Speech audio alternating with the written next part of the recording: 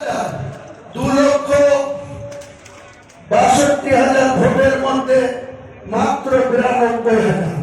68% মুসলিম vote. Humayun কবিরকে মুসলমানরা vote দিলে তারা সম্প্রদায়।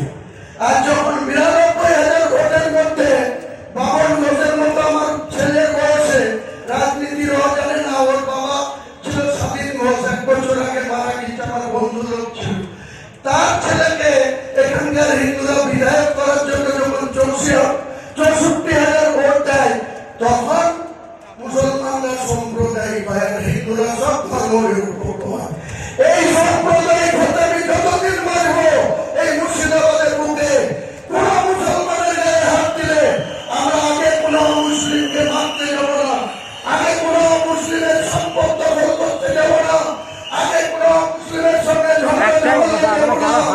কিন্তু মনে রাখো, ভারতবর্ষের সরকার মোদীজিকে বলছি, বাংলার নতুন সরকার বিজেপি সরকারকে বলছি, আগুন নিয়ে খেলতে যাবেন না। মুর্শিদাবাদে